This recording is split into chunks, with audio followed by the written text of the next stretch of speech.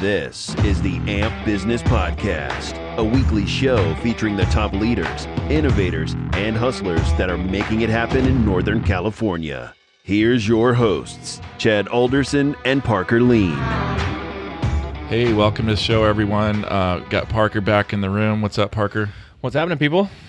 Well, on this episode of the AMP Business Podcast, we're going to be talking with Melanie Bassett. Money. Thank you. Yeah, I had to. We had to record that a few times because six I takes kept butchering her last name. Sorry about that, Melanie. No problem. So Melanie is a Chico State alum with a master's degree in corrections. Like many CSU grads, she took some time from Chico and to head out to the big city, but decided to return in 1990, and that's a similar path I took as well.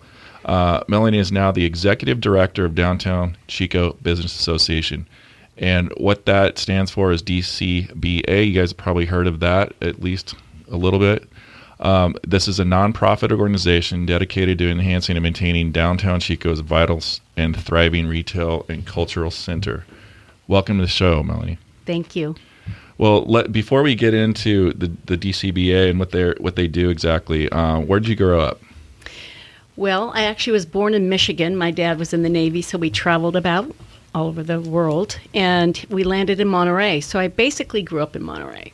That's there's worse places to live. Yes, Yeah. Exactly. And was the aquarium in like full kicking back then? Yep. It started cool. back. Mm-hmm. Yeah, it's beautiful in there. Did you ever make it across the bay over to like Santa Cruz and stuff? Oh yeah. Yeah, quite Moss a bit. Landing. Yep. Did you guys try and surf or anything weird, or did you stay? My brother surfed. Yeah. Yeah, Go he ahead. still does actually. Hit the old wooden roller coasters. Oh yeah, yes. isn't that thing great? Such a Yes. trip. Just a buttery ride, man. Yes. Right. In Kind of like fact, that in San Diego too. They've Yeah. got one. Mhm. That's Santa super Cruz sketchy.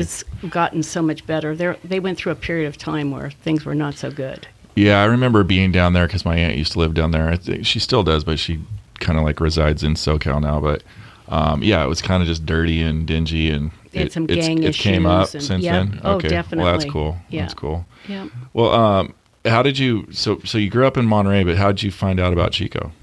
Well, our family had a houseboat up at Lake Shasta we're on our third boat like for 45 years. And so we would always pass Chico. We'd stop to eat or use the bathroom or whatever. And I fell in love with the town. And so we drove past the campus, and I said, I'm going to be going there someday. That's cool. And I ended up doing it. Yeah. Wow. So I transferred as a junior from Monterey Peninsula Junior College, and I probably would have stayed in Chico then, but there weren't many jobs. Yeah, and I mean, yeah, I'm sure there might be a few students listening that can relate. But back when your time, and then when I was there too, it was the same situation. There just Right. weren't a lot of jobs, and as the Chico economy and in our national economies continues to kind of like move over to, I would say, like white collar stuff and knowledge worker jobs. There's pockets of it here now in Chico. There's much more than there used to be, but it's still Definitely. kind of like, from an economic development perspective, there's an opportunity there for Chico to kind of grow. To some do more, yeah. you know? We have brought in some Yeah. industries, and we have tech now. Yeah, here. you've brought in a lot of businesses Yeah. here. There's Yeah. some really Yeah. big Oh, it's- companies in Chico. Yeah. I was gone for 10 years down in I went to the Bay and then another 10 in Los Angeles, and I came back and it was like light years ahead of Yeah, where it was when exactly. I left, Yeah. And you're right. There's still room for Yeah. more growth. Oh, plenty Yeah. of room. Yep. Yeah. So what kind of degree did you pursue when you were at Chico State? Well, I guess I really wanted to work with young people who had gotten in trouble with the law. And I had a... You came to the right place. Yeah, well... Have you met the Lean brothers before? No, but growing up in Seaside, Monterey area, there was a woman, juvenile police officer, and she was so adept at working with young people and really turning them around, and she was inspiring to me. And so that's where I kind of started, wanting to get into the whole area Yeah. of corrections. And Chico State happened to have a graduate program at the time. They lost their accreditation over the years, but which is unfortunate. But it was a really strong, great program. That's pretty cool. That corrections person that kind of influenced you. Is there, for the parents that are listening, is there any one trait that you can remember, and if you can't, it's fine, but one trait that person had that made them kind of like special in terms of being able to deal with the kids and, steering them. Yeah, I think she really listened, and was honest, and yet, really strong with them too at the same time. So, that's what good parenting is about, is setting boundaries, but also trusting them and listening, so that if you do make a mistake, that you're, likely to cop to it and, own the consequences, but knowing that it's not the end of the world and you can still turn things around. Yeah. I think that's pretty good advice. Kind of the opposite of my parents' tactic. Do you want to do that? Maybe we'll have a whole episode on that one. Have that both sounds like it could be interesting. Have both your parents in here, Right. just to make sure we equally, represent. As long as I'm behind glass. That's hilarious. Okay, so how long were you with the DCBA? So you've been with them. You still are. So yeah. So I've been with the DCBA 6 years. And so I just want to kind of follow that thread from corrections, because it's like, what does that have to do with what I'm doing now? But I really love people. I love all ages of people. They fascinate me. And so really studying human behavior was a lot of what corrections was about. What makes people tick? Why do they do the things they do? Why do some people, that have had bad things happen to them do really well? Why don't, so all of that really fascinated me. So what it led me to do when I came back to Chico in 1990 is I became the executive director of the Girl Scout Council of the North State, which was 9 counties. And so I kind of took it all full circle, where I wanted to work and impact kids at a much younger age, developmentally, after seeing, once they get to those teen years and the kind of the problems that they were running into, and directionless, that I wanted to sort of go back and get to these kids a lot earlier. So I did that for 13 years in Chico. And 300 and something councils across the country consolidated down to 96, and I was out of a job. Went to work at the Boys and Girls Club for a year as a fund development officer, and then 2008 hit. Everything kind of fell apart. Tits up. Yes. So I went to work as a branch manager for Tri-Counties Bank for 5 years. And I like to tell people I do people, not numbers. Right. So it was a good job.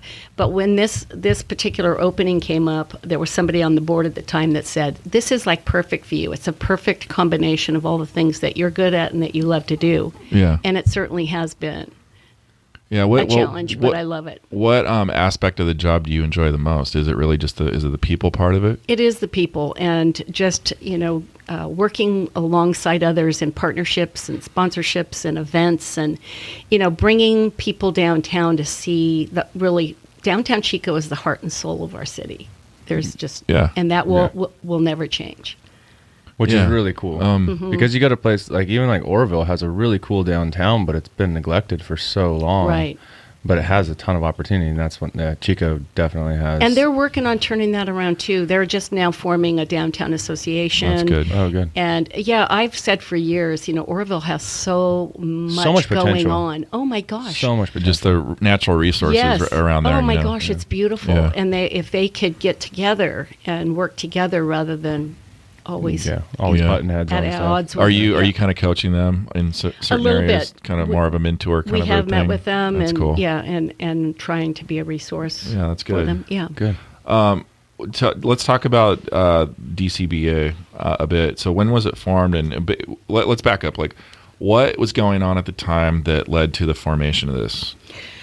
So that was 1975, and the North Valley Mall was going in. And so it posed a threat to our business people downtown. Is that the current Chico, just the Chico Mall? Mm-hmm. The North new mall. Valley Mall. Or is that the one over by the movie theater? Yeah. Because we used to call them Old Mall and New Right. Mall, remember? Yes. So when I was here Exactly. anyway. But now, Yeah. Now they've it's like subdivided it all up, and it's not really a mall anymore. I know. It's So odd. are we talking about the one by the Tinseltown movie theater? Yes. Or are we talking about the new Yes. new mall, the new Yeah, old mall? The old mall. Was it Mervin's? The old- was it old. Mervin's over there? Yes. Yeah, that's what The my OG mom mall. always says. I remember- Where the old Mervin's was. I got a really quick, kind of a funny Mervyn story for you guys, really quick, just sidebar. So I'm probably like 6 years old, and we're in the mall when there was only the mall, not the new mall, just the mall, Mall Prime, if you will. We're in there, and my mom like takes off and she goes like, over to Mervin's, but I stay in this other, was it Sears? I guess at the other side. Well, I find a shirt. Montgomery Wards. I think it was Wards. Wards. And I find a shirt that I really like. Now let's set aside the part where my mom leaves me at the other side of the mall Right. at 6 years old. But anyway, I grab this shirt, right, that I really like, and I just walk out, and I walk all the way down to Mervin's with this shirt, because they didn't have like any perimeter defenses or anything, and you could just go to All and the from. sensors that they have now. Yeah, my mom's like, "What are you doing?" And I'm like, I like this shirt," and she's like, "It's at Mervin's or whatever," and it was like this big thing, and everybody laughed, but I guess it wasn't that funny. But anyway, What 6 years old? You don't know. yeah, Yeah. what'd All you right. do at 6? No, that we can Okay. talk about. Like I said, on another on a podcast. another day. rated everyone podcast. So back to your question. Back to Yes. back on track. So I may you just had- edit that whole sidebar out. We'll see. It's kind of fun. Okay. Everybody loved Mervin's, honestly. A lot of was the people were place to very go. sad, when it Yeah. left. Did you take the shirt back? Or did your mom buy it? I can't remember. She See, probably that would have been a She good- probably bought it. That's cool. Yeah. That's good, Mom. All right, now Okay, sorry. Okay, so at the time, you had 1975. Okay, you had a lot of hippie shops downtown. You had candles and macrame and stained glass, and so you had those businessmen, and then you had your middle-aged businessmen. And we had like Sears and Montgomery Wards. All the catalog stores were downtown. Oh, whoa. But they Okay. got together at Oaks, This side they had their brewskis, this side they had their cocktails, and they're like, we have to do something. They did not want all the business to leave downtown. And the so- Oaks where the Crow used to Oaks, be. Yes. Right. Mhm. Okay. Oaks okay. Hotel. Yeah. Okay. So they did. They came together, and actually, the DCBA was only the third bid in the state of California. So, What do you mean by that? The third bid. so it's a property improvement district, business Okay. improvement district. Okay. And so, you have to apply, you have to go through a process, you have to get approved, because it starts with you get a business license if you're going to open a business downtown. Yeah. For a year, your assessment's waived, and then you're assessed something based on a formula to be a part of the DCBA. Okay. Got it. Problem is, those assessments haven't changed since 1975. Oh, and a Nobody few told me things that when I came to have- the a few things DCBA. have happened since then. Yeah. Just a few. So it represents like, $26,000 of a $400 and something thousand dollar budget. So it's something we've been working on for the last 3 years to get turned around. so is that government funding or is it privately funded through the downtown businesses? No, it comes through the city, the assessments, Okay. they're assessed, and then it gets to us from them, from the county. And then do you have any outside funding that does come in through the downtown businesses and real estate owners, or No, not for it's just DCBA. all membership Not dues, DCBA. right? It's all basically? it's the $26,000 in assessments. But what we do with all of our signature events is they're all trade sponsorships and partnerships. So that's how we get our work done. Gotcha. Does that make sense? I was gonna say like 26,000 on a budget's not that doesn't So- go No. anywhere. Yeah. So it sounds like it was formed out of basically a need or perceived need for self-preservation. Right. Right. Absolutely. And does it still is that still the glue that kind of binds it, or has that even morphed? Oh no, it is what keeps it going. It's we're committed. So we represent 400 and I think right now it's about 428 businesses downtown. Oh, there's that many downtown. Yeah. Holy crap. Yeah. And so, our goal is to which a lot of people don't realize, we're very involved with all areas of advocacy for downtown to attract and retain business, but also for parking and every item that you can think of that impacts downtown. What's we're the- involved with the city and the different entities.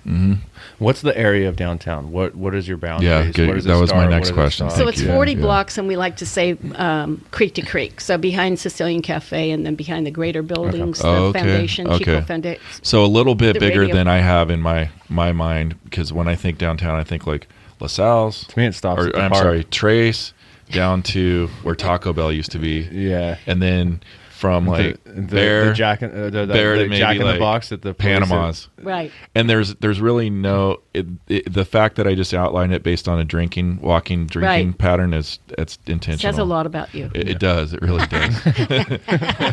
Established We're not down when at I was the in bakery. college. Not now though. I'm not going to Panamas like at my age. That's not good. anymore. That's good to know. Yeah. Okay, so Occasionally. basically, what you're talking about is the downtown core.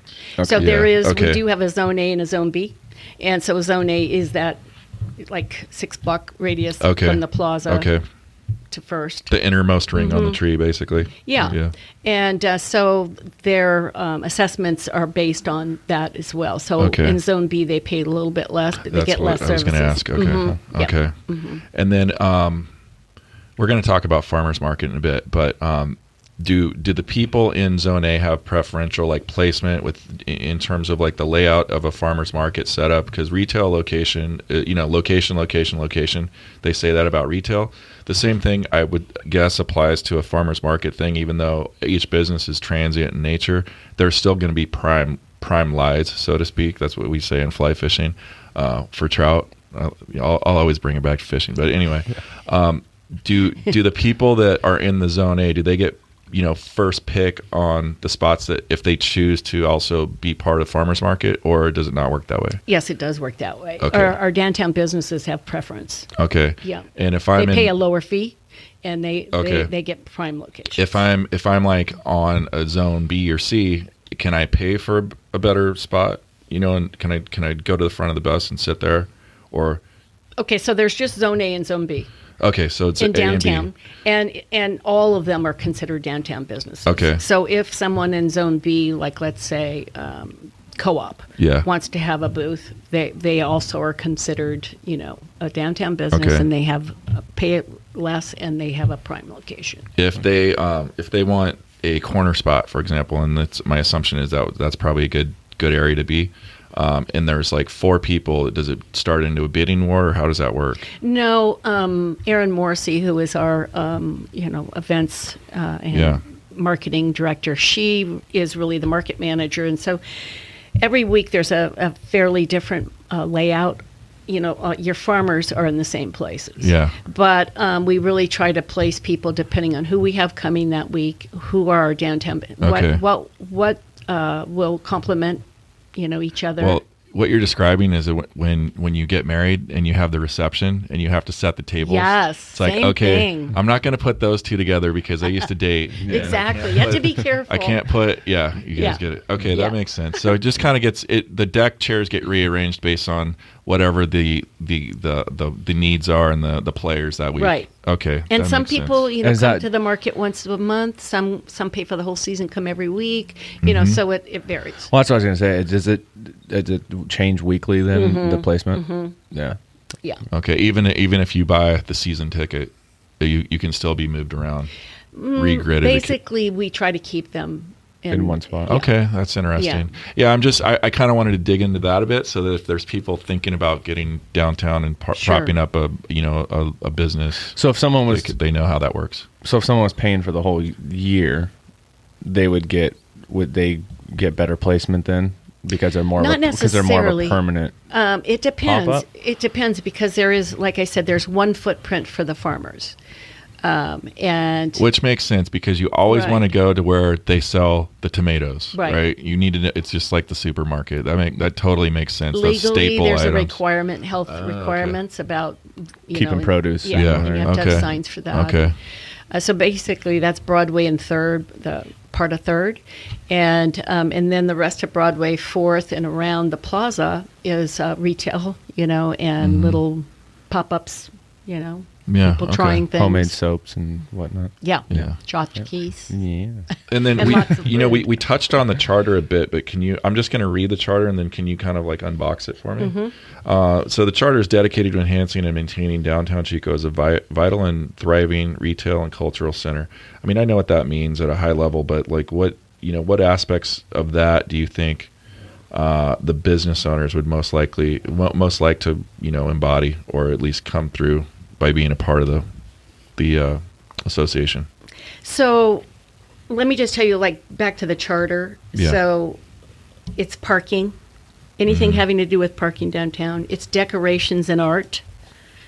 It's promotion and implementing all placemaking events, which our charter asks us to bring people downtown. Can you define what you mean by placemaking? That's a new one for me. Right. So an event that has a sense of place. You know, when you think of the events that we have, most of them have been around for 20 plus years. And when we go to do a SWAT and talk about maybe not doing that, oh no, people love these events. So they have a sense of place. Take Christmas preview. It's, it's downtown Chico, and we do things that are unique to downtown Chico during that event. With Christmas preview, specifically with retail kind of, starting to dwindle out in downtown, and then more restaurants and different businesses coming in, how are you shifting the way that, because last Christmas preview I went to, you walk through all the retail shops and preview basically what they're selling during that season, and then so as we're seeing the retail side kind of die out in the downtown or everywhere really, how is that event going to change when downtown is like maybe just mostly offices and it's like an entertainment type bit of a businesses. Transition right now. Yeah, I mean even internationally it is. Yeah. That's true, but I have to say for Chico that's a myth. We have 28 retail businesses downtown. That's pretty robust for a little for the size. Yes, definitely. Exactly. And it also speaks to the power of the downtown. Right, I also forget about that exactly. Chico Walk area, in between the two buildings. There's a lot of retail there. Garden I always Walk. forget about. Yeah, Garden Walk. That's it. Yeah. Yeah, that's a cool little thing I didn't know about. I always But we have a forget about lot it. of really great little unique shops downtown. Yeah. That are doing right now well. Yeah.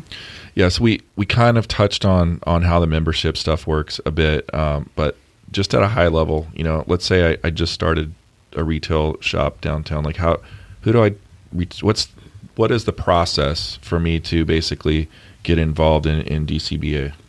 Well, like I mentioned earlier, so you get a business license, and your first year, your assessment is waived. But we hear from the city if we don't already know, because we're paying attention, we're on the streets of who's coming downtown.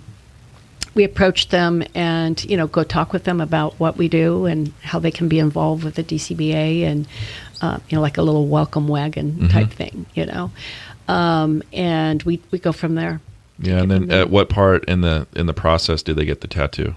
Because Jason showed me the one he had on his lower back, so DCBA. Just above the He's left. like, I owe those people so much money.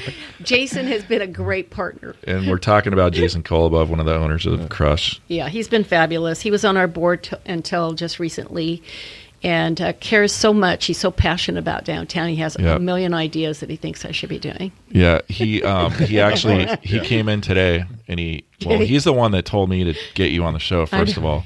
And then he came in today because we're working on some stuff together, and he's like, "Hey, I need you to know Melanie's like the glue that holds a DCBA together." Aww. He said that. He said you are the person that is willing this all to happen. So, I think he's super thankful. I am, because I'm kind of I benefit from it obviously by just giving business downtown, which is cool. Just being a consumer and having a great place to go. Yeah. Absolutely. Yeah. So thanks.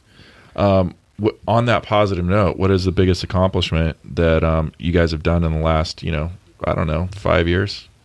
Well, obviously our signature events. Thursday Night Market is 6 months of the year. Friday Night Concerts isn't quite. It's like 5 months. Christmas Preview and Taste of Chico. That's regionally, that's one of the biggest events in Chico.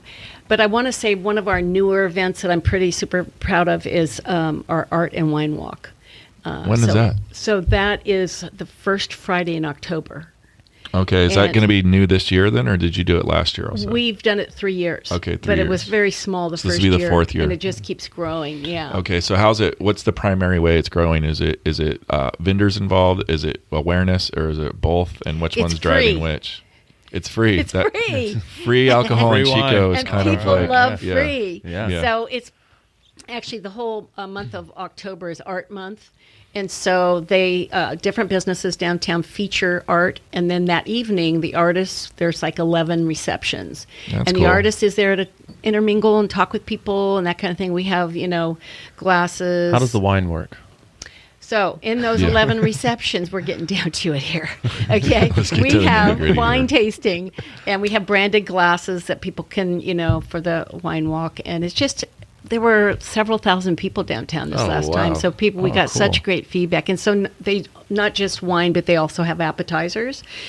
And it's just really, and then we have like 4 places where there's live music out on the streets, Yeah. and it's just really fun. Yeah. Yeah. Really great Do you atmosphere. have? Oh, go ahead. Well, I was just going to ask, what is the walk? Is it just the main and broad, or how does the walk What's the work? And beat? what's the tour? Yeah, so What's the beat? it's in that downtown core district, and we have a little brochure that shows where the who The stops where are. where the receptions are, but what other places are showing art, and so it's That's it's pretty one of cool. the- I like it. one of the Do things you that- do you guys like there's business owners that might be listening that occasionally will do pop-up events somewhere, right? Do you guys have, on a bigger scale, do you guys have like a playbook that you use to promote the thing before it happens? Like do you have Sure. is there a certain like few steps you do to kind of that you always do no matter what? And if you do, can you kind of like talk about those? If you can't, that's no big deal, because I know you're a big organization. You might not be the marketing person, so. Oh, no, that's fine.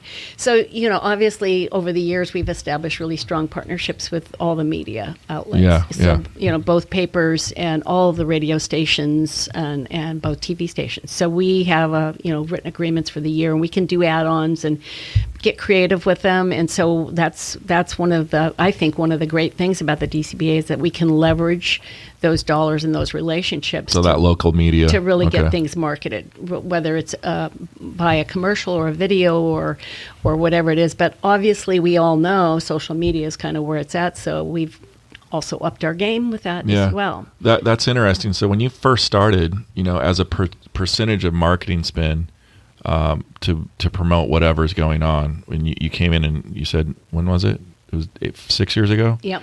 So 6 years ago, fast forward to today, if the marketing spend, what was the marketing spend like between local media advertising, aka traditional stuff, and then looking at today, what it was between that and then social media, for example, Facebook ads, Instagram ads? It's grown significantly. Is it like 40, 60?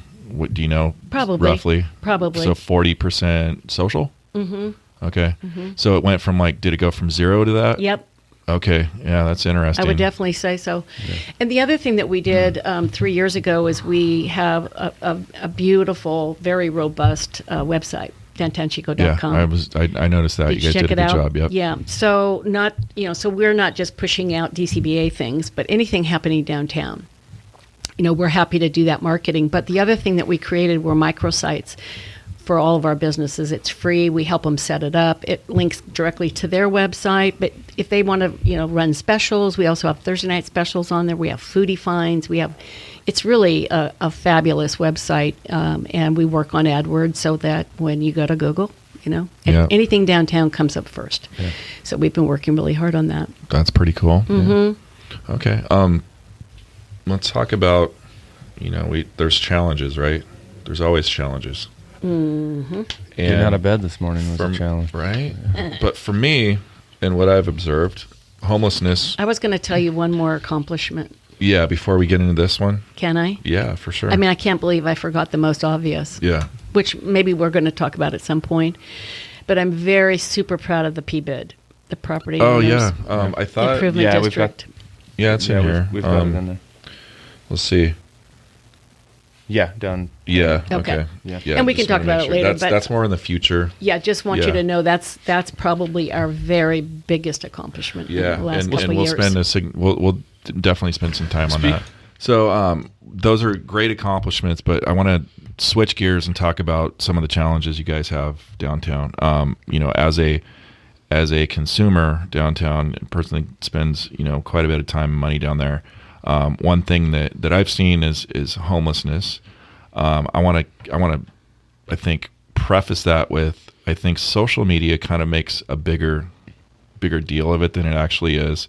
What social media often does And it really has led to, I think, I could go off on a tirade about social media, but the problem with it is that it's very divisive in terms of, popularizing or normalizing, I would say, real things that actually aren't as big of a deal as they were, as they used to be in the past, right? So if you see one person downtown homeless, you take a photo of that person, there may have been no one there for 3 or 4 days downtown in front of that doorway that you were trying to get through, but he was present that day. You put it up on social media.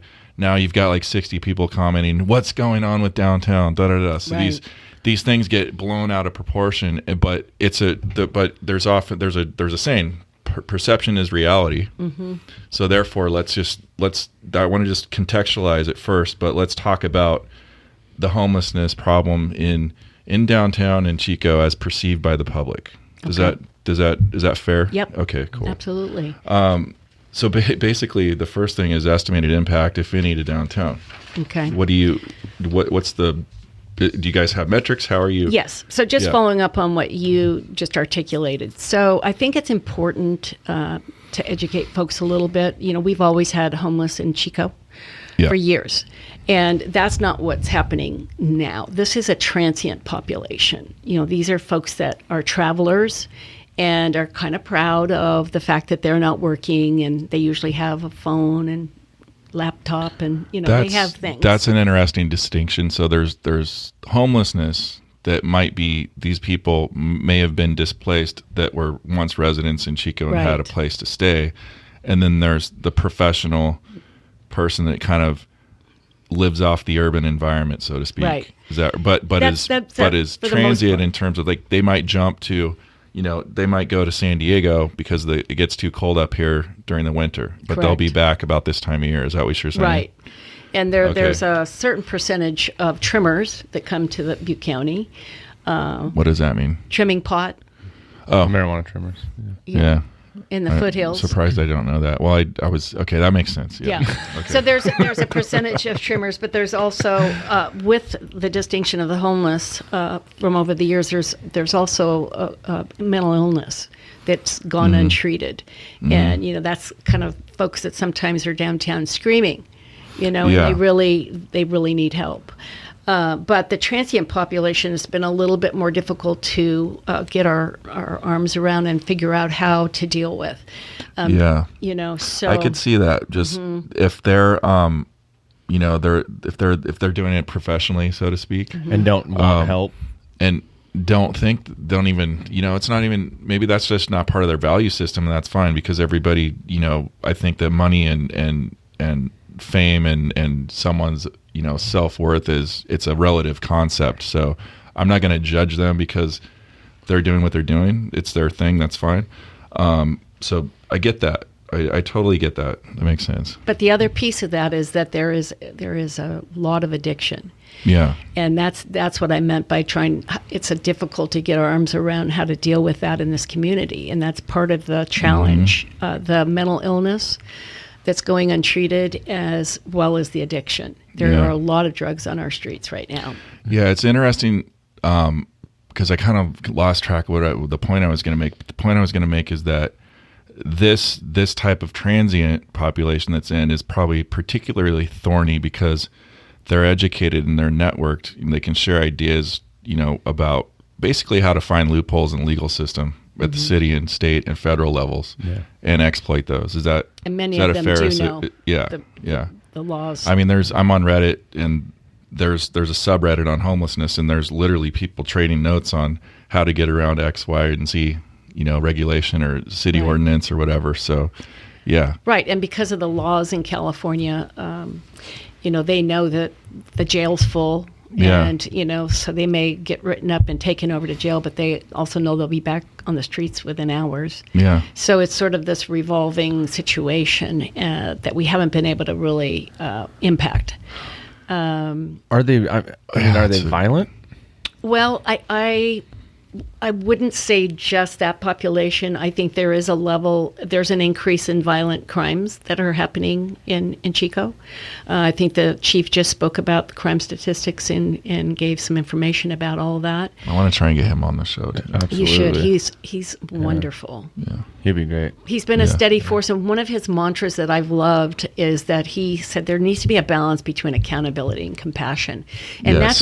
that's what we're working on. Yeah. You know, we not about a year and a half ago, we were working on a community court, which I think would help with the accountability piece. You know, where you get 3 violations of something, downtown or in the city, you go clean, or there's some sort of consequence, involved. I don't know if you recall, but a few years ago there was a drug court. Judge Stevens ran a drug court here, and it was highly successful. And you guys know Mike G. Ride? No. No? No. Gives people rides on his pedicab? Oh, yeah. Everybody with knows the music. G. Yeah. Okay, I'm like, his you don't? puppy. Now I know, yeah. Okay. That's I little didn't. G. I never knew that. Didn't know it was his name. Max G-Ride. Yeah, that's G and little G. Okay. That's Anyway. probably the happiest human I've ever met in my life. Yes, Oh my and he goodness. went through Great drug guy. court like 8 years ago, and he's been clean and sober, and has created this That's really cool. joy, for people. And so I just have seen so many people go through that program and do really well, because Yeah. oftentimes if you're addicted, you don't know how to get out of it. Yeah. It's not an easy process. Yeah, I've had 2 friends die. Yeah. One was really high up at Yahoo. She and just watched it completely crumble. So it can happen to literally anyone in any strata of life. Exactly. Yep. Yeah. So there are those things that are going on downtown, and we don't have a detox in Butte County. That's goofy, Yeah. So while we That is have, odd. while we do have, the Jesus Center and we have the tourist shelter, we don't really have wraparound services that are needed, and so Can you explain what wraparound Yeah. means? I think you're getting at case management, but Yeah, can you case kind of management. talk about that a bit? Absolutely. Where, you do an intake process with someone, you find out, where they've been, what's going on with them, and you design and customize services around what their needs Yeah. are. And then a case manager is assigned and really helps work you through those. They're kind of a life counselor, but they also know how to shepherd that person through through the process. Right. All the apparatus, the recovery apparatus that's needed to get that person from A to B. Right. And that really is the idea behind the low barrier shelter, is bringing people in where they're at and, giving them a roof over their head and then moving them, slowly into services. So that's been in the works with the Jesus Center, with a consolidated service plan that they're building, over by the tourist shelter, but that's like 3 years away. So with these funds, federal funds, which is what you were saying, from a Walmart, it's not federal, is it? I don't know No, for sure. these were Walmart Foundation funds. It's $1 million they've offered to this group to put a low barrier shelter together for 18 months, which would help get some of the folks off the streets and getting them the help they need. Yeah, and can you talk about when they talk about shelters and they classify shelters as a straight shelter and a low barrier shelter? That was a new term to me. It might be for others listening. What does that mean exactly? The low barrier piece of the shelter. So, like I said, they accept people where they are and provide a safe, housing, roof over their head. Mm-hmm. It's really what I was just saying. So there aren't drug testing. There's no sobriety test. There's not that going on. But that's morphed in the public. Well, sex offenders will be, but that's not true. They will not be allowed there. I think, and as I came to understand what it meant, the big thing there is that there's no drug testing. This is I think the low barrier part of it. Right. And that's kind of a big deal, because there's communities, if we look at, I'm on the river all the time, I fish constantly, so I see kind of like when there's not a low barrier net in town in that area, what ends up happening is these people they go to a shelter and then they're turned away because they have a drug addiction or whatever it is. Now they're being turned away because they're high risk. There's liability issues. If you've got a largely volunteer staff, do they really want to deal with that type of shit? Like when they can, they get their same people that actually they know need help and they've got some affinity. This is why the low barrier thing's not needed, because it's this kind of like last check before a human goes feral, if you will. Right. and they're like defecating on the sides of the creeks. They're throwing all their refuse into the water, which all goes down the Sacramento or the Feather or the Butte Creek or Chico Creek. All these things that flow right through our town. That's there's all kinds of bacteria and everything. So I know a lot of people, maybe don't really understand the low barrier thing and its importance and its role, but that's primarily why it's there. It's this last ditch effort to keep people off the riverbanks and really doing some serious harm to themselves and and offering to them the the environment. help they need. Yeah. Now the placement of that barrier, that low barrier shelter, that's something we're going to talk about too, because that's kind of like what's the big discussion is right now, is where it's going to live. And there's definitely, I think there's people on both sides of that equation that have very valid reasons to have it there or not have it there. So I want to kind of talk about that as well. Well, is there within the low barrier, is there like work programs or any sort of counseling that goes along with them? Okay, now I've got here. I've got a place to stay. And that's that case management stuff we were talking about. Where do we go next? That's part of the journey to get to. Okay. Yes. And that is available with even the low barrier. That is part of what they want to work into, the low barrier shelter. And also behavioral health would be involved, and low will be involved. So that's the wraparound, including all those things. So you're right about the location. The DCBA board is not in favor of the current proposed location at Orange Street. And what I read is neither is the president of Chico State for obvious reasons. Right. Yeah. Wouldn't they want it away from downtown? Oh, not too far, but I think the reasoning. Well, there's several reasons. One is they found a building that they wouldn't have to spend a lot to ramp up quickly.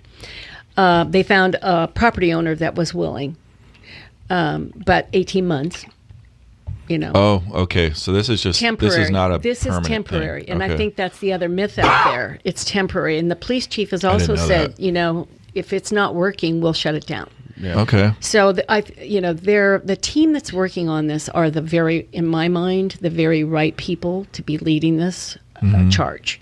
Laura Kutsona, who's the head of the Jesus Center, is a great businesswoman, and she also knows what she's doing with this population, and she's working really, really hard. But she'd probably be a good person to have on and just talk about that side of it. Fabulous. Okay. Yes, fabulous. Because what she's saying is we need the business leaders to step up. We need the university to step up. We need everybody to come together to solve this problem, not just us. I also think educating the public as well, because I didn't know that these programs even existed. Well, yeah, I mean this is part of the problem with social media. People form Facebook groups, and then everybody piles on with the same opinion. And there's there is no fucking public discourse anymore. It's just It's like going to it's like going to Thanksgiving and all your family members get along.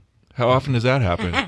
Right? Every Thanksgiving. And social media has done this because they're trying to engage as many people as possible, get people to comment, and the best way to do it is everybody getting along and having a good time and making fun of everybody else. Right. I will say our Thanksgivings usually always get along.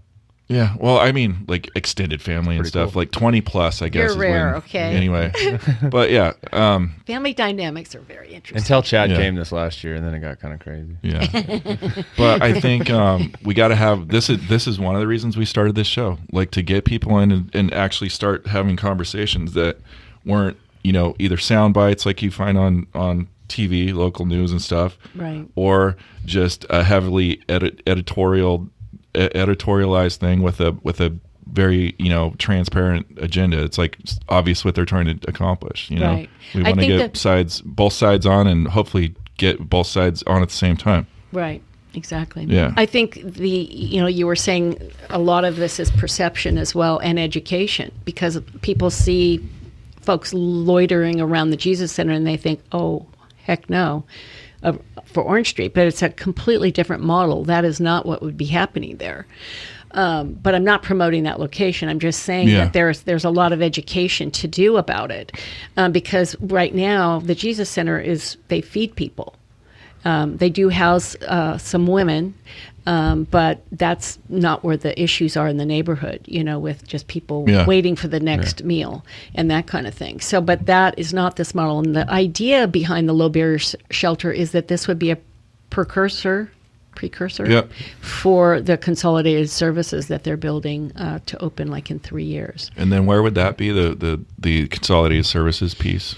It's situated right down the road from the water company, tourist shelter, Costco, and then kind of where the BMX track and then the fairgrounds. So it's okay. And they've been working on this now. There's like tents or something out there right now, or did I read about that?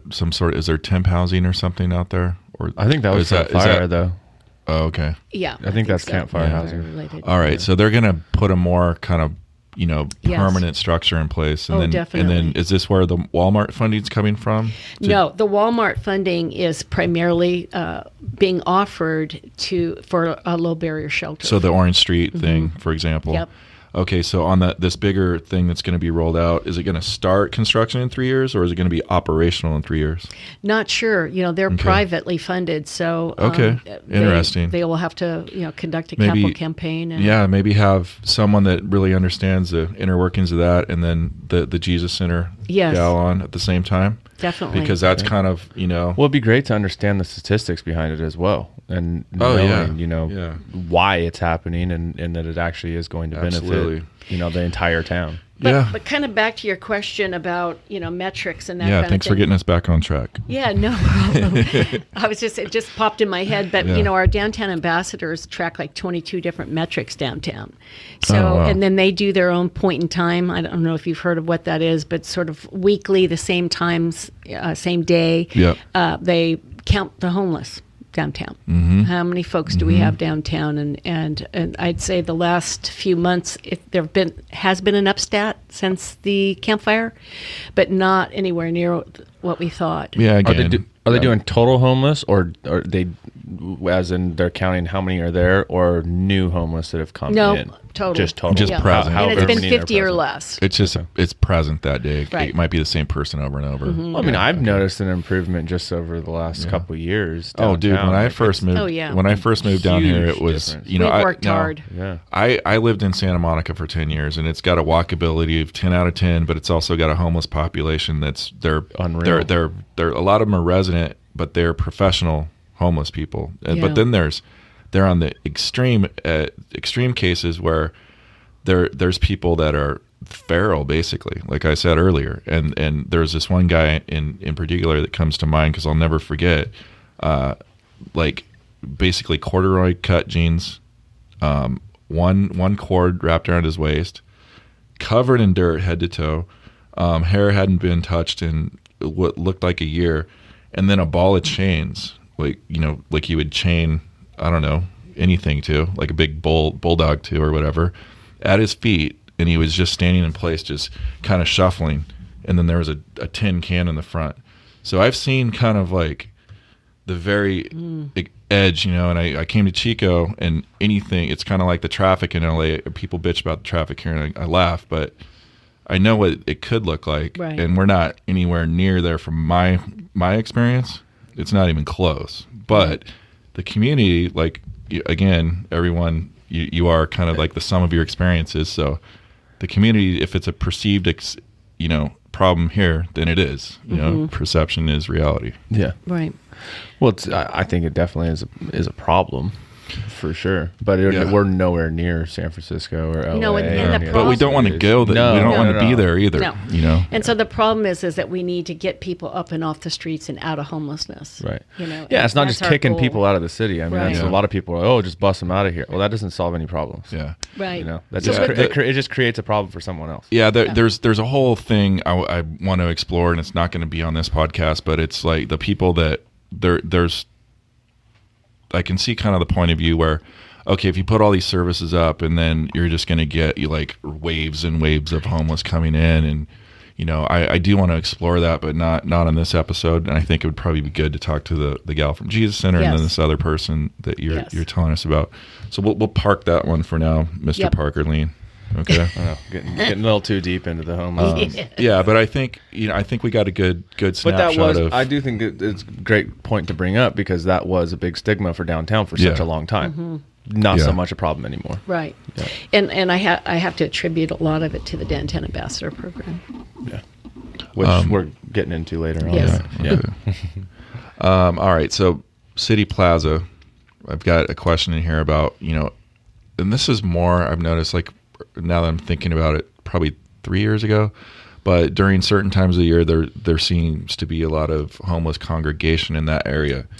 And I've always taught, if I'm standing at Raw Bar and I look across the street and I want to go to, say, the theater over there, or if I want to go to the other poke bowl place over there, and I'll do it even if I see 3-4 people. But if you've got a family, then there's this apprehension, right, to kind of like cross through that area. So you either, or even if you're on a date. Yeah, exactly. So you never know. This is part of the X factor of the homeless population. There's always a few that they're just unpredictable and they do crazy shit, and that apprehension, I think, it comes from a good place for most people.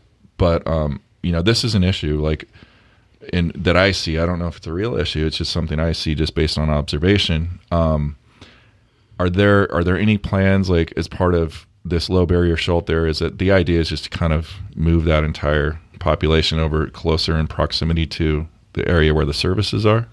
Yes, to provide, a place for folks to go. And once they're in, they're going to have like a day center in there and, things for people to do, and perhaps leading to job opportunities and, other things to explore. You need this card, you need to get this, you need to get that taken care of, things that they, get an ID. Yeah. I know, really get them to where they could possibly be a contributing member of society. And that's the goal. Yeah. But in terms of the City Plaza, it's a, public park. City manages and operates. So maybe you're not the best person to ask that particular one because it's out of the jurisdiction. Well, no, we have a franchise agreement with the city, and we use the plaza for a lot of our events. Yeah. And we just we've worked really hard on, for instance, the Thursday night market for the past 4 years to make it very family friendly. And so, and you don't ever want to say, well, come downtown because it's safe, but there are people that want to know that. And so that's why we get thousands of people on Thursday nights. Our ambassadors are out and about. The Target team from PD is down there. We have the VIPs. Yeah, they staffed up more cops down there now too, Just right? 2 Target team members, but we're all, looking and being welcoming, and so it doesn't look like, security guards walking around. But, they're there to make sure, people are having a good time and that there's peace, Yeah, that makes sense. Yeah. Okay. So we try to do the same thing in the plaza on an ongoing basis. Yeah. And I know we spent a lot of time so far talking about the homeless, but I mean, it's really everyone I talk to, it's one of the key issues. It's just not downtown, it's like everywhere. But I just wanted to, dedicate enough time to that where I think we're good. I don't have anything else on that particular I line think we'll of questioning. dive deeper into it with another group. Yeah, definitely. The one thing I'd just leave you with in terms of the low barrier shelter and this team that's really looking at all that is they've really looked around at a lot of best practices. And so there is a program very similar to the one they're proposing here in Napa that's been going 8 years. And so they came up here, they went down there several times. And so there is, that's always helpful to me to know that there's a best practice and that there's a model, a successful model. Yeah, that's critical and very nice to hear. Because if you develop policy in a vacuum, you'll very likely get sucked out into space. We're not a guinea pig city. Yeah. Okay. Well, let's talk. We'll change gears here. Let's talk about just business owner buy-in. You've got. It's got to be a lot like herding cats. Like you're trying to get certain things done, and you need everybody to buy in on it. Is it as challenging as I think it is? And what's been what are you, thematically, what are the, the few challenges that seem to be kind of like resurfacing or Groundhog Daying, if you will? Yeah, because you do have several property owners, business owners that have been downtown for a long time. Yeah. So change isn't easy. The outdoor patios, just the introduction. Michael Thomas introduced them at first at Trace, and now they're very popular. But it didn't come easy because it meant we were losing parking spots downtown. So, most people, listen, 5 years ago, I didn't know what parking management was. Yeah, I learned so much. I'm kind of like chuckling about why the F a business owner would not want parking down or outdoor seating downtown from just a walkability perspective. You're only giving up not that much, you're not square footage two spaces, right? Right, but what we hear all the time is, I'm not coming downtown because there's no parking. Yeah, and I've got questions around that too. But yeah, the I love the outdoor seating thing. I mean, that's part of like what is a differentiator for downtown as opposed to any other, commercial area in Chico. Yes, I never understood why we didn't have it. It's like the perfect weather here. Yeah, it's a no-brainer. And even just the downtown and the historic buildings, and it's not like. But that's happening, nice, right? Because Jason said like there's going to be more of that. I mean, I know Robar's, eventually going to start demoing the front as soon as their neighbors are done with their stuff, right? Well, they're part of that whole Moorhead building build out. Okay. Yeah. And for people that don't know what the Moorhead building build out we're talking about, but can you it's just next door. The Diamond Hotel. The Diamond Hotel. Yeah. So they're adding 16 more rooms, and they're I don't know if you've seen the photos of they're returning it to its glory days. I've seen the renderings. Diamond. Are you talking about the renderings? Beautiful. Yeah. And so then downstairs they'll bulb out, and they'll have outdoor seating for Robar, and then some sort of retail or something next door. And but it's just going to be beautiful. Yeah, and Trace did a killer job with their outdoor patio. Oh, I love their outdoor patio. And even LaSalle's new one's nice. LaSalle's, I meant, Yes. Yeah, LaSalle's is who I always get them always saying backwards. Back part, that outdoor seating in the back is that great. build out must have just been buku bucks. Even like Parkside too, like their outdoor areas. Yeah, they're really cool killer. With the games. Oh yeah, our downtown places, restaurants and eateries and bars are really doing a great job. Yeah. And then Bella's is moving. Oh. And so Josh and They moving over to on Main. They're going to be on Main. Yeah, that's cool. Right next to Fleet Feet. Okay. Because they've been working. They've been working on the construction on that for a little while now. We're hoping May. Okay. Yeah. That's so back to the buy-in thing. So using the outdoor seating as the example, which seems like a no-brainer to you and me. Right. So it's stuff like that. And so you have some folks downtown that love the Thursday night market, and you have some folks that don't. And so have you been to Slow's Market? San Luis Obispo? Yeah, I went to college down there. Okay, so it's year-round. It's a great market. It's a great market. Yeah. And so everybody's open. So much fun. Live bands. That's cool. And everybody's open, and they leverage the population. And then even the restaurants, they bring out big barbecues. Yeah. And they do, so the folks that have businesses downtown and then don't like to have the markets downtown, what can you kind of like classify the nature of their business into a bucket of sorts? Not necessarily. No. Okay. It kind of runs the gamut. More just a person. Well, they feel like the folks coming to the market aren't their market. Yeah, I was going to say this has got to be rooted in their money, direct sales, or perceived pain in the ass it is to clean up. Would be my two things I think that they would be mostly concerned with. And really a perception from the past that it's just young teenagers being dropped off at the market, and that's not who our audience is anymore. It's really shifted. We have a lot of instructors and people from the university that come down. We have students. Cool. We have people from all over the city that love the Thursday night market. Yeah, I haven't gone this year, but in like I think it was last year, the year before, there's a lot of families that came down. Totally. Mm-hmm. And, we also have City Plaza nights in the plaza on Thursday nights at the market. So, if you had a group, an organization, you wanted to come market something, you can come have a big, booths and whatever you want to market it without paying for anything, So do these different things, like going back to the original question, do you just put them up to a vote? and then popular vote wins, or at the end that's of a the great day, question. does the DCBA pretty much make the decision? Well, we hear all concerns, and then ultimately, yes, we survey. judge We do. and make the We do decision. tons of surveys, and we always do a SWOT. Looking at the strengths and the weaknesses and the threats and the opportunities after every event.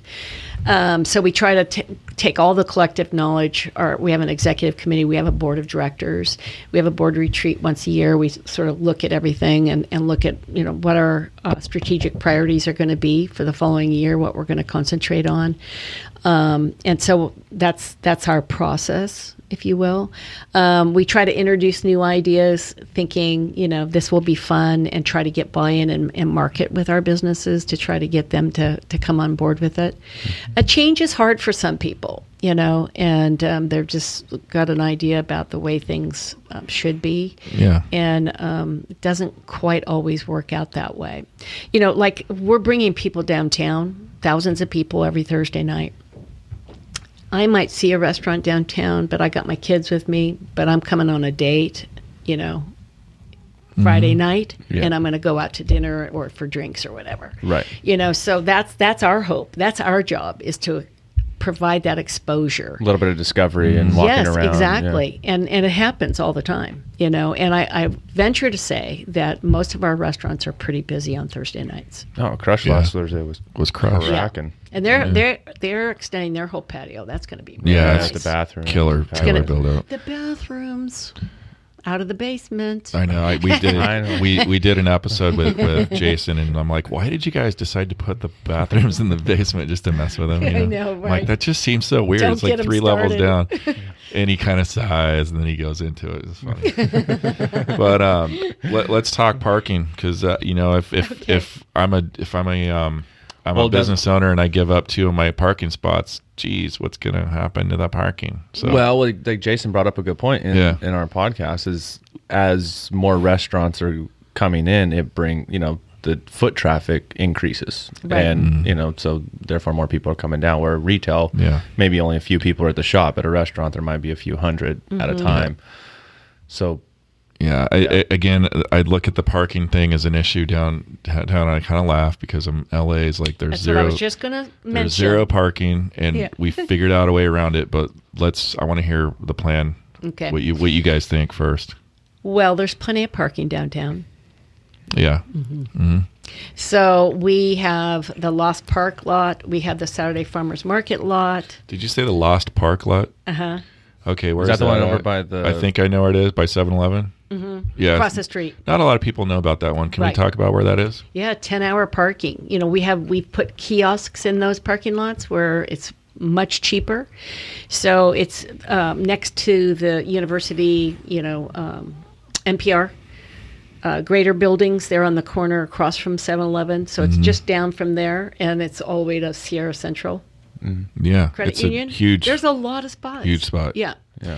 And we could always go Well, then vertical there's- there at some point too, right? And then Exactly. there's the parking garage over The parking structure. Hotel yeah. Diamond in that area. Yep. Yeah, I think that you got to be willing to walk more Well, than this 3 is what blocks. I was just going to say. We're so spoiled in Chico. If I That's the can't thing. park right in front of Oh, the shit, businesses yeah. I'm going to, I'm not going downtown. Yeah, You know. and that's the deal. And there's It's also goofy. a thing called Uber and Lyft. Right. I was going to say, there's And- so many yeah. forms of transportation. Yeah, and here's the deal. Like, also when on Thursday nights, right? People don't want to go downtown because there's no parking. Well, if your Uber driver's savvy and they know where to drop you off, their drop-off point is right in front of Raw Bar. Coming from the Riley side of town and go up that street. I don't know what that street is, but they don't block that off to right-handed turns. So you literally can be dropped off for Thursday night market right at Riley's, which is basically in the heart of everything, and your Uber driver can egress from there by going right and getting out of the area. The Right. very worst Win-win. route. Win, Parker. Do not go up Main and turn on first. No. No. Terrible idea. Yeah. No. Not a good It's idea. the worst. Yeah. Unless Okay. you try, But unless you everyone like trying does. to write with spaghetti. So or I was something. going to tell you that we've just completed a mobility action plan. Oh, Yeah, we've been working. map. Yes, we've been working short. with. It's a thick document. It is. It's very impressive too. It's color and What's thick. so exciting about this is that it constitutes 10 years of issues and parking issues and ideas and things that we've wanted to implement for a very long time. So there is a thing called demand parking. So you manage your parking supply. So it's this 85% rule. So if you go around the block, you'll always find 1 or 2 spots on that block. So there's different ways to manage demand parking and manage your supply. A couple of years ago, we put the meters in where you can use your credit card. Oh God, I love those so much. And I go It's only absolutely. been a couple years. I go absolutely ape shit if the one I try and park in only takes Doesn't have coins. that. See, I just want to kick it and I saw like it the in coins half. because I end up with a bunch of coins and I need to Nobody get has rid of them. I hate coins. Nobody coins. has coins I hate anymore. Most people don't use cash anymore. Yeah. Yeah. So, but I'm we're- archaic. I want NFC ones where I can just swipe my phone, but Well, that's we'll get next. there. Yes. And so we wanted cell capability a Man. year ago. We just haven't gotten there, but that's right in here in this plan. So this all just went to internal affairs. That's And- killer. And we're now like looking to figure out what are the, how are we going to prioritize? So are the all of them, strategies? even the ones that take cards, are going to go to a swipe kind of a system, or are they going to be hybrid, kind of do both? be able to be, alerted Like Apple on your Pay, phone. basically. When I say NFC, guys, I just mean Apple Pay, Yeah. essentially. Yep. Yeah. Yep. That's really cool. And you're going to get a push notification if it starts to go out. Right. They Exactly. they had those in Santa Can you Monica. They work feed- really well. Can you feed your meter? Yes. From your The ones in phone? Santa Yes. Monica you could. Yes. So you didn't have to get up off your butt Exactly. and go do it. Yeah, if you're in the middle of, Yeah.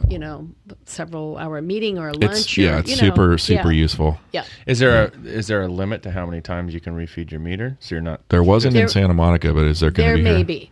Yeah. Yeah. Because you could. Like I said, there are a number of strategies that we're looking at. That's really cool. Yeah. Glad to hear that. Lots of good stuff is What company are coming. you working with on those? Dixon and Associates. Okay. And what I love about her is she started as a meter maid way back when. Oh, so she knows her She's shit. made her totally. She's Yeah. made her Started way. in the gutter. Yep. Yeah. Exactly. And so she knows parking. It's Okay. It's crazy what people get into Not and my specialize deal, in. but yeah. Yeah. But the DCBA is very involved. Well, I'm parking stoked to hear that. management. That's great. Yep. That's really Yeah. cool. Yeah. And Good what's the stuff. timeline? Because I think that's when the heck's this all going to happen? Right, Like and when? and hopefully some of the that capability will get triggered first in terms of the cell capability and Yeah, and that cool. kind of thing. When, Yeah. What's the timeline? I can't tell you. Like 1 year, 2 years? Yeah. Oh, you know, but you No, can't I do say. not. You'd have to kill us. Or Yeah, you the just don't thing know is yet? that with government things, Yeah, you never know. yeah. What's okay? Let me reframe it then. What's your most optimal A year time? Okay, for some of our top All right. priorities. Yep. very cool. That's not bad. Yep. And then are they? And then I assume the city's implementing it also Mm-hmm. Yep. in conjunction, or you just kind of giving them the playbook, if No, you we will, work that you have. very closely with Public Works. Yeah. Well, there's going to be a lot of Ottamonte. like intense interest around that, and I know most people in the community are going to be like, whatever it takes, let's get it done. Yep. That's cool. Absolutely. Very cool. Yeah. Okay. We covered like, public perception a bit, and I talked about, it's probably, in terms of the downtown area being unsafe or whatever. I have a hypothesis that a lot of that is just driven by, social media and the echo chambers that it nurtures. Do you have anything to add to that? Do you agree, disagree? Is there anything else to think about? There was a lot of good going on downtown. Downtown is booming with business. No, I see that myself. I'm trying to figure out like how the perception's being formed, and my hypothesis is it's social media. But what do you think? I agree with you, and I think the more we can kind of get downtown a little bit more cleaned up, Yeah, and get people the help that they need, I think that is also going to help. I think that'll be with huge. business attraction. Yeah, but if you walk downtown now as opposed to 3 years ago, a lot more businesses have come Different in. world. Yep. There are very Looks few way empty better. buildings. We have all kinds of things going on now downtown, building construction wise. If the Chico Children's Museum just came downtown. Yeah, It's really awesome, cool. Is it awesome. open? It's open. Yeah, It's open, and it had sort of a smaller opening, but it will really expand hours in the It's summer. really cool inside too. Bring lots of Did a great families job. downtown, which is great because then they're going to do business downtown and eat and play and Is it all just of for that. children? No, you could go. Yeah. All right. Cool. Okay. So lots of good things, and like I said, we have the downtown ambassadors Yeah. working 250 plus hours of services being provided downtown. And one of the biggest surprises of that has been hospitality. So that's for the whole community. You know, I mean, the cleaning and safety is too, but you know what I mean? It's like, hey, welcome to town. What are you looking for? You know, they see somebody kind of wondering. So their job is to know where the restaurants are, who has Right. specials, what's going on, what are the events happening. Yeah, If they yeah, happen yeah. to be walking around on a Thursday afternoon, hey, hope you can stay around for the Thursday night market. So they're really ambassadors for our downtown, you know, Yeah, in every way. What's their when are they out and about? Like, what's their beat? I just saw one. 7 in the morning till on some days, Thursday, Friday, Saturday, 11 at night. But I was gonna say I just saw one when I was getting my haircut. But they're An hour out pretty ago. much 7 days a week. oh yeah, Okay, that's cool. yeah. So the first 2 hours in the morning is spent, you know, moving people along out of doorways, and then truckloads of garbage being taken out of the Yeah, because they clean up as well, right? Yes. Yeah. Okay. Okay. So, but for me, one of the exciting things is the pressure washing going on. You know, when Yep. I learned it hadn't been completely pressure washed in 10 years. Yeah. You know, so now it's being done quarterly, especially in the downtown district. Zone B is Yeah. twice a year, but I mean that's huge. Yeah. So there are still things that we're working on downtown where we manage all the planters with all the flowers, and we want to renovate them, clean them, and stain them like a terracotta color that has a little more pop. So doing some cool. of that kind of improvement. Yeah. We're working with Public Works at the city and the ambassadors, and a lot of us are working together on really just making downtown Yeah. shine. Now, I'm sure there's people driving, and the elephant in the room that they're wondering about if we're going to talk about is probably the campfire. Yes. Let's talk about that a bit in terms of its impact on your job personally, and then also how you've seen it impact the community, and let's keep the community focused on the downtown area. How about your personal life, and then talk about a bit about campfire in general, and you know its dynamic with what's going on downtown. Okay.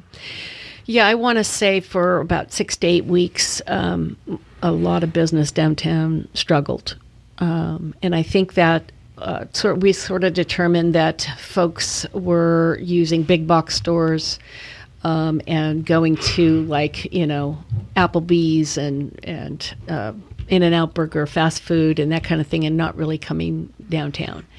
And if you remember correctly, it was like an alien living in an alien nation, you know, where everybody's walking around with masks and people were Yeah, just it's so just a really surreal time. upsetting and confused and yeah, very surreal. And so I think it took a preview, which we moved up to December this past year, to really bring people together. And we brought the Paradise community together too for the tree lighting, and Sheriff Honey. And, you know, it was just, all right, this has happened and we need to move forward as a business community and as a community. And so we've had a business recovery group that is through the chamber and SBA and the different groups, SCORE and, you know, Alliance for Workforce Development, and, you know, working together with displaced businesses. And so many of them have doubled up and are working side by side in some of our businesses downtown. And as you know, the old municipal building across from the plaza used to be where the chamber was, and Paradise, the town of Paradise, is working in there. You know, so we've really, I want to say that Chico has really embraced Paradise and really trying to work with them and get them what they need, especially in the business world. We've had some Paradise businesses come and open up shop. Yeah, a new restaurant, right? The Gold breakfast Barn place. Kitchen. Yeah, doing Such a very killer. well. Oh, it's great. I haven't tried it yet. I love it, dude. Yeah, I really want to. It's yeah. really good, and they had only been open like 8 weeks in Paradise. Oh, they're crushing it. It's Yeah. so good, man. It is. It's like one of my favorite places to go for breakfast now. Yeah, I was just sitting there because they're right across from where I get my Yeah. haircut, and was asking about it because Right. that building was vacant for a while. Yeah, But I it's want to say really this good. is the most people I've ever seen at the Thursday night market. So I know that's part of the impacts of having 15, 20,000 more people in our city. So Yes, they struggled for 6 to 8 weeks, but I think things started to pick up. And you said you've been to preview, where it was really a preview.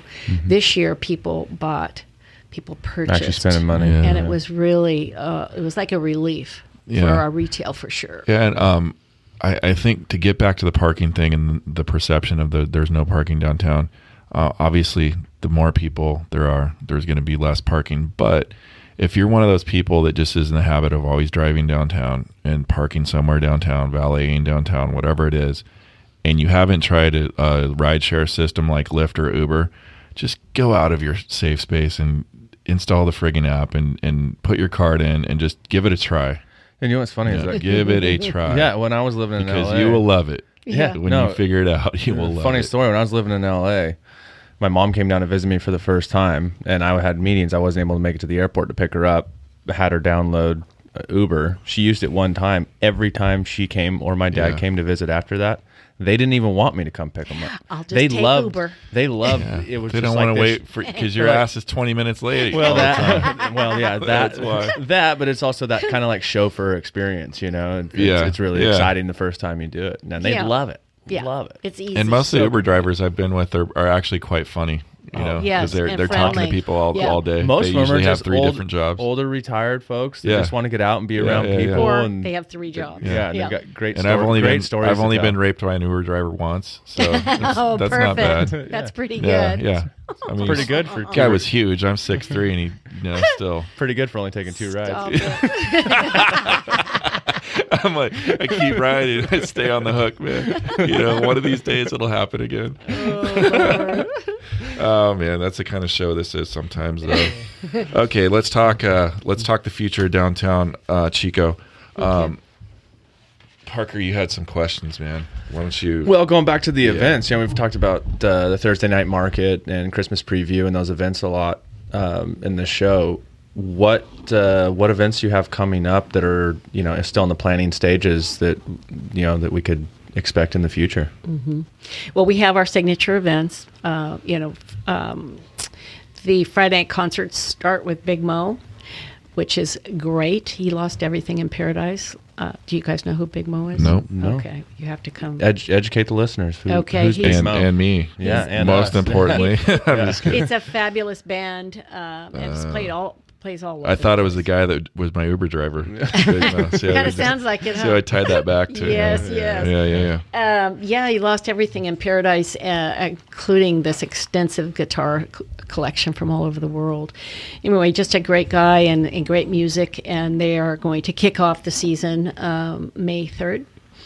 And so Very we're cool. excited about that. And then Slice of Chico happens in July, and that also is a very traditional. So Slice of Chico is, how's that different than Taste of Chico? It is a sidewalk sale for our businesses downtown. Okay. Mostly retail. We give away sliced watermelon. We have all kinds of activities for kids. So I was hoping it was like pies and pastries. I was confused up until today. I thought they were the same thing. No. So then in September we have Taste of Chico, and that's with restaurants. That's for the whole city. It's not just downtown restaurants. Okay. And we have a big band that comes. We have a beer garden. Beer garden, yeah. Yeah, that's very successful, really fun. On the beer garden side, is that also bringing in local breweries? Yes. Now that there's, obviously we've seen an influx of microbreweries that Yes. popped up. So it's not just your Right. This Coors Light, Bud Light, The tent pole Yeah. providers. Sierra Nevada. Yeah.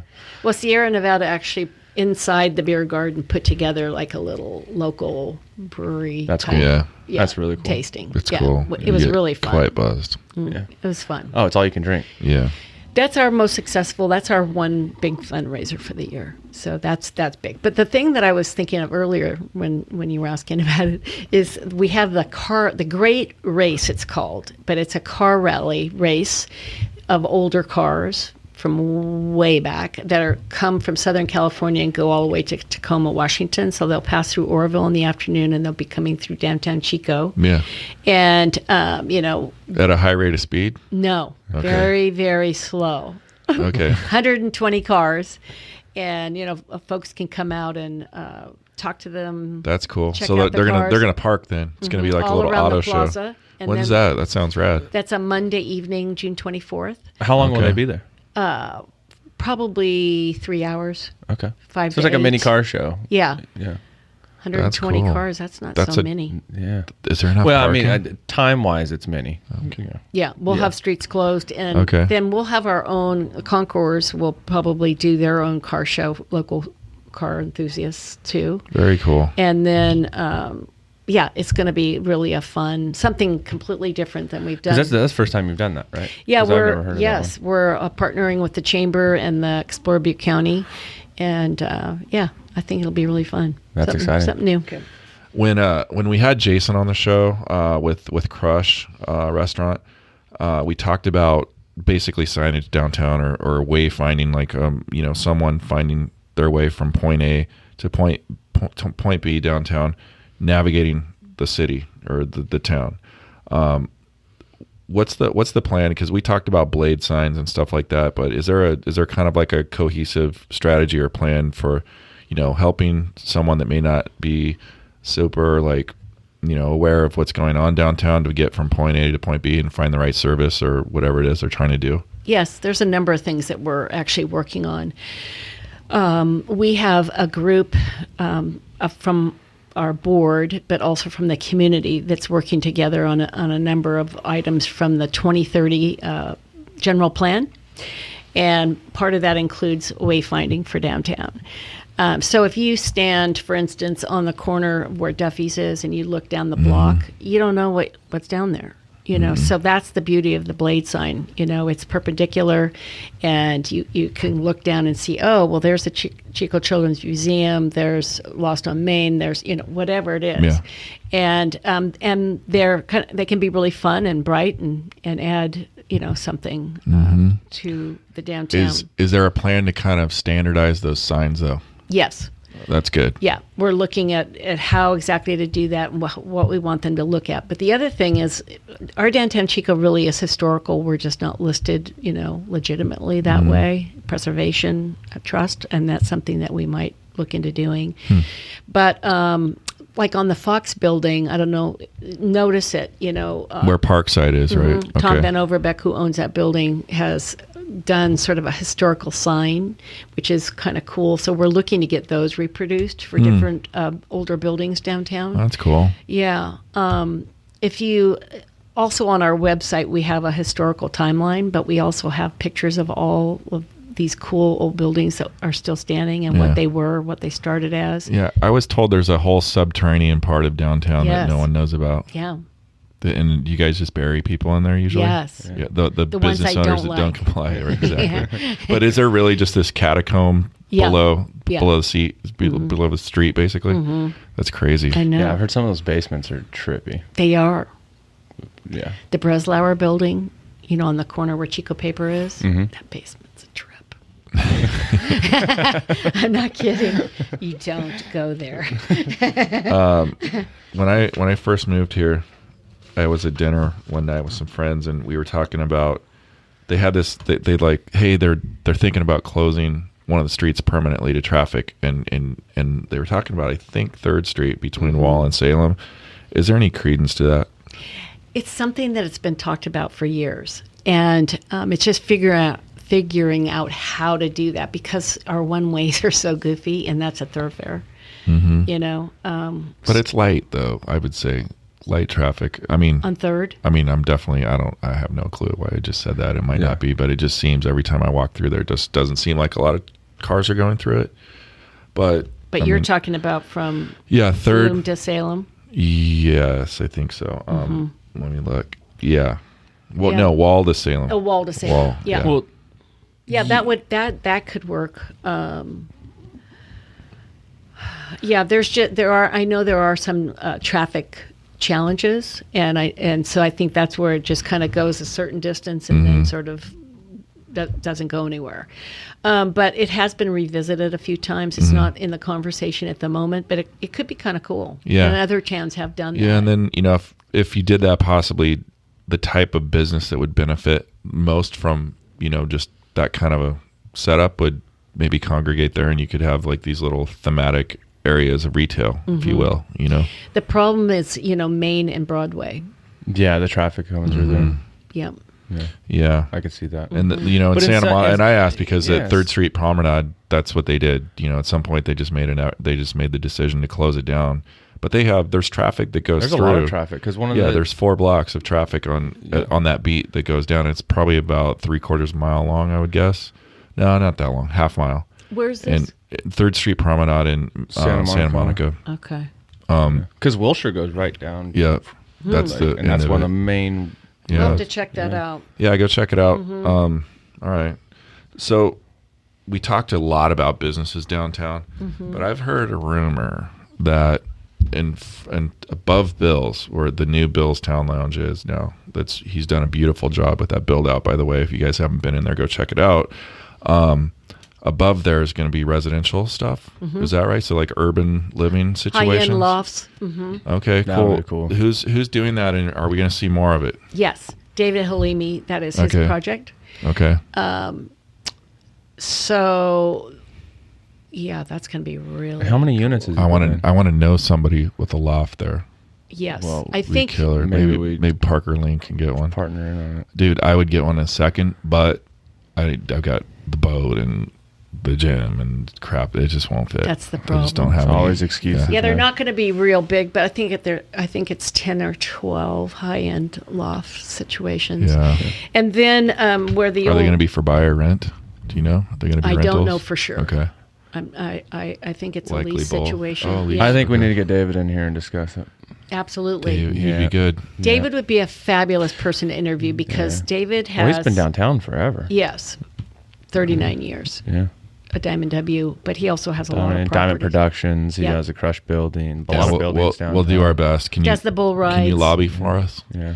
He's my president. Red Bluff Round. Oh, just tell him. He would do it. Awesome. he Yeah, I heard he teaches. teaches too. Yeah. Teaches business at Chico State. All right. Cool. I think after the show we should get him on a call. He'd be a spicy We'll put him guest. on, Okay. we'll put him on speakerphone. Just and put him get on him on the the spot. spot. and be He like, totally would David, do get it. in here. No, he would do Yeah, it. I'd love to have him on. Oh no, he'd do Cool. it. Yeah. All right, so let's talk about it then. The urban living downtown above Okay. retail. Yes. Yeah. So here's the challenge. It has to pencil out. So a lot of these second floors in downtown are really old and need a lot of work. So the other issue involved with that is parking, and how do you incorporate Oh, the resident that? parking. And so we've been in a discussion with parking management about in lieu parking. So you pay fees instead of providing the parking. So there's sort of this discussion, if you will, about that going on. If you look across the street from the Chico Children's Museum, the old campus bikes, you see they're building that out. That's also residential. Oh, is that what that's going to be? It's all boarded up right now? Yep. Okay. Retail on the bottom. Okay. 2 floors of residential, and then like a sort of a Damn. small little open bar up on top. Like a bar? Really cool. There's going to be a bar up there. Oh, that's going to be rad. Yeah. Okay, that's awesome. What's the timeline? Well, they're trying to get through this in lieu parking conversation to figure out, how exactly to do Well, I that. could wipe out some of those creepy basements. And Oh, that's really cool. Go So, underground. all Yeah. right. That's, Yeah, that's neat. So Like, is it a year, 2 years out? Yeah. Okay. Yeah. Wow. So that's really those, exciting. So I'm really Dude, excited for that. so Dangerous, but exciting. be rad. So If I these lived there. families are, like really trying to make this happen Mm-hmm. downtown, and I think that will just be the beginning of more residential Well, because people want to if- live where they work, where they Oh, play, yeah. where they, And I mean, if let's fast forward to a time when every one of these places is filled with people and maybe some small families, and you're just going to have this built-in audience there Right. that's always going to be there because Right. just out of convenience. So it's going to. I think the future is pretty bright Yep. down there for sure. That's Yeah, killer. definitely. Very Exciting. cool. Yeah, I didn't realize there was that many residential units going in. Right. Yeah. That's awesome. And is that a good segue for PBID? Sure. Or no? What's PBID? PBID is a property business improvement district. And so we've, just completed 17 months. But basically what that was is property owners saying, we need to step up and fill in the holes that the city's not able to provide and take care of our downtown. So they had looked at it 2 times over the years, and it didn't pass because it's quite a process that you have to go through to get approval. It has to be over 55% in favor of it. So there's probably like 10 business property owners that own most of the property downtown, but we met face to face with 40 property owners to really, and again, we had done a lot of our homework on best practices and talked a lot to Block by Block, and it's a company that we contract with. They're in over 100 cities across the country, and they have a fabulous program training. They train them, the ambassador program, and so they manage that whole program. And it's been a game changer. It passed at 82%, and that was like remarkable. So, and I think people are so happy, and have seen the changes downtown. You can't miss them. We call them walking highlighters. Yeah, they're the brightest outfits ever. They got Totally. like the construction yellow vests on. Right. Yeah. So they're working very closely with the Target team. They're working very closely with Public Works and the city, and they're just kind of all over the place and willing to do whatever's necessary. They have business contacts all the time, every day. Check in with business to see how they're doing, what they need, if there's any problems. They're moving folks along. So like I said, they're tracking like 22 metrics, and so they can show what's going on downtown at any given time. So I just think it's been really a great success. It's a 5-year. It sunsets in 5 years, and then has to go back through that process again. Yeah, and when sunset for people that may not know that term, what's that mean?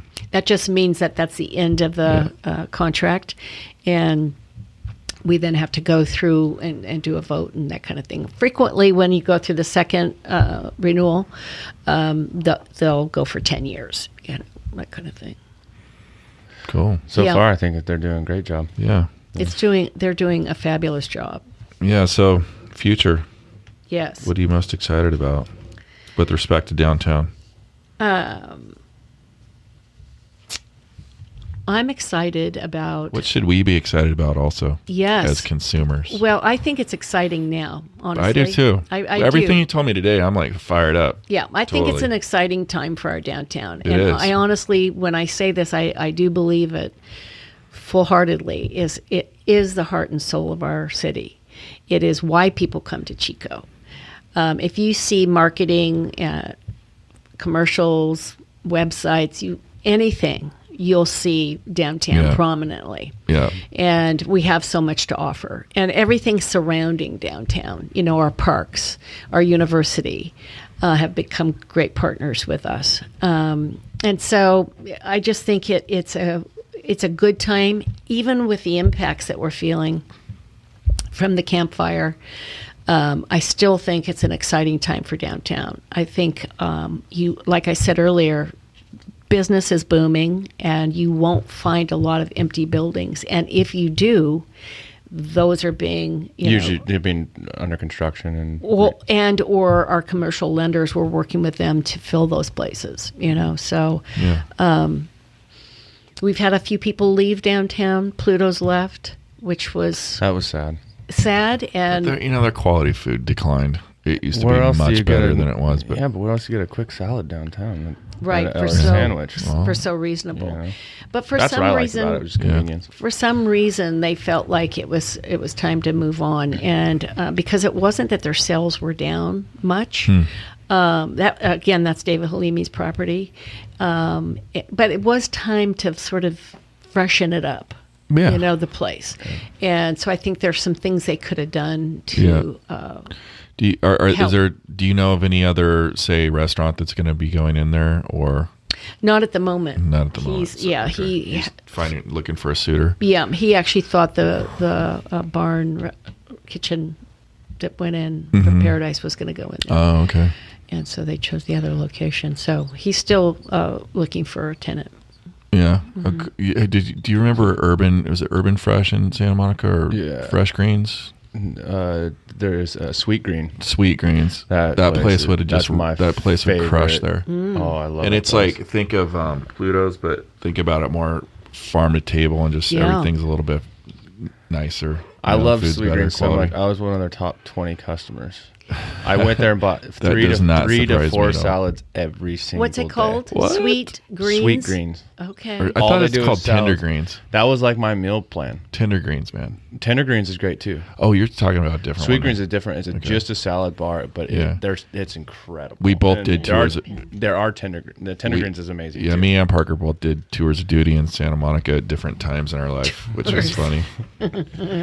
All right, so I've only got a couple more questions, and then we're going to wrap this up. One has to do with we talked about ride sharing before, but Uber and Lyft have they been good or bad for downtown?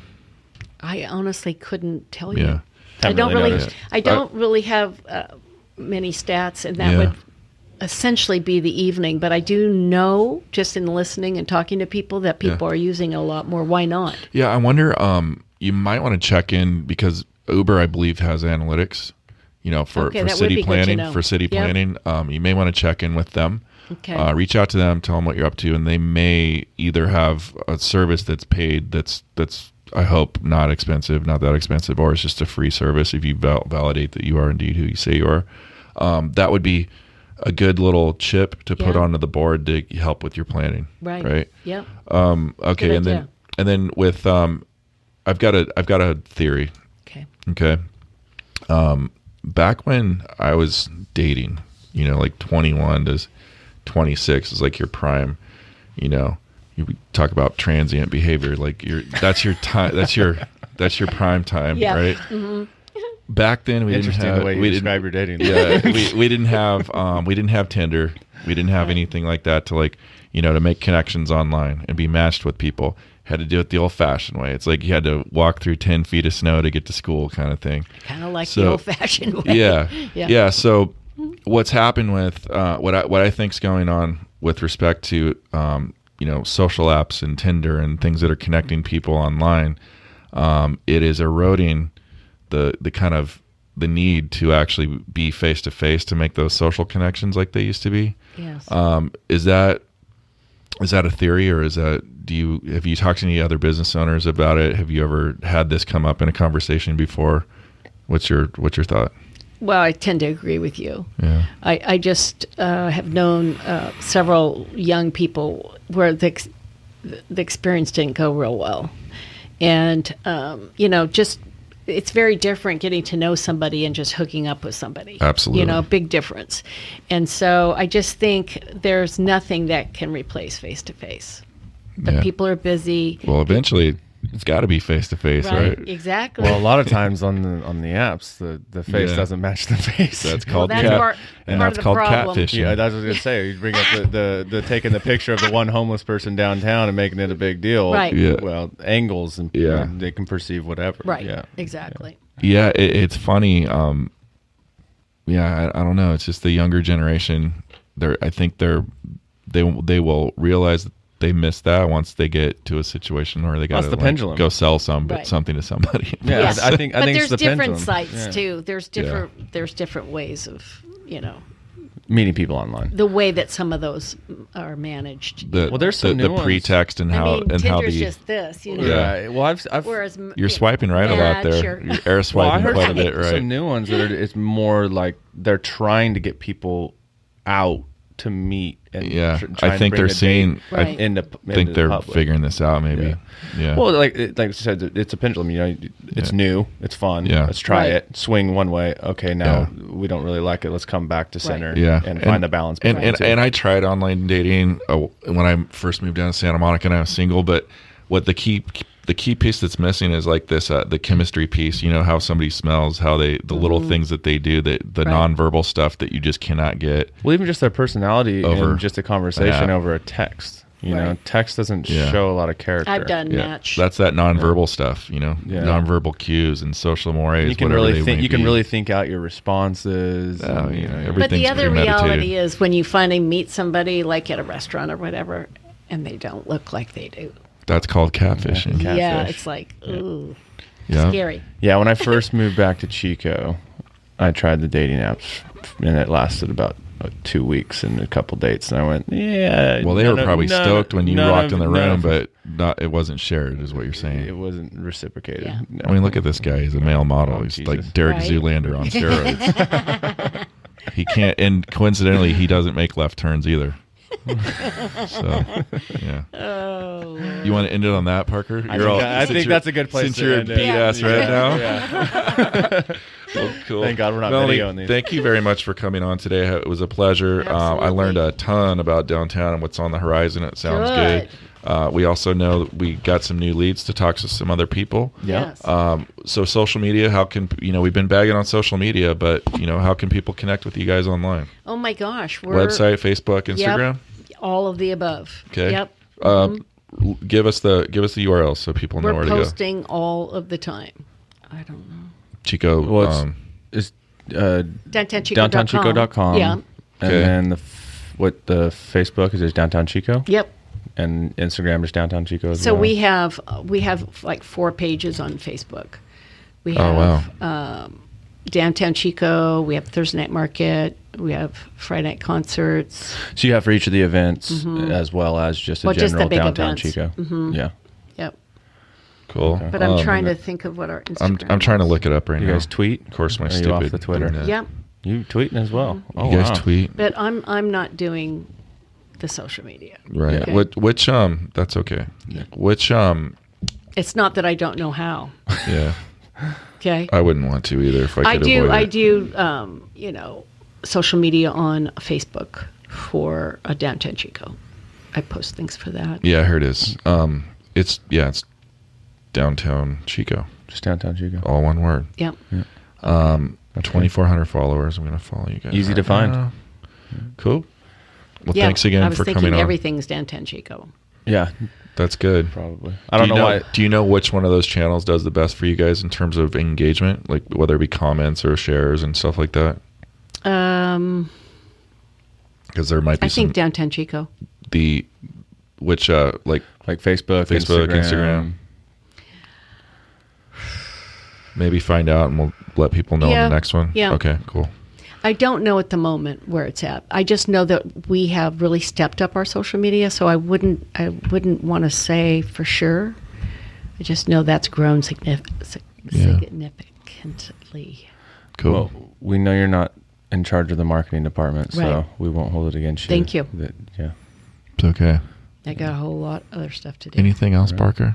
I think that's pretty much it. Yeah. You wanna learned put a lot about downtown. Yeah. Good. That Well, I'm was glad you awesome. guys. A ton. Appreciate you coming in and taking Seems time like you out of know your a lot day. about downtown and that you Well, guys frequent. we're patrons. Good. Yeah. We've had our destructive parts of downtown as well as embracing downtown in Yeah. our elder age, because I know there was times in Chad's Probably been a few past pressure that- washings that I was responsible for back in the day. Exactly. Yeah. Okay. I think We'll we've leave it on we've all that. been there. Okay. If you guys like this episode, please rate us on iTunes and Google Play. We appreciate the support. We're just getting this baby off the ground, but as you can see, we delve pretty deeply into topics that you guys are going to care about locally. Leave us some comments on Instagram. What else, Parker? Facebook? Are we going to do a Facebook? I don't know. We probably have to. I think we have, to. I think just Facebook and Instagram and the website. That's it. Yeah. That's just leave it. it at that. Yeah. All right. Yeah. Thanks for listening. This podcast has been brought to you by AMP.build, a software and digital design agency located in Chico, California. Learn more at www.amp.build. If you have ideas or questions for the show, send an email to hello@amp.build. We may air it on the next show.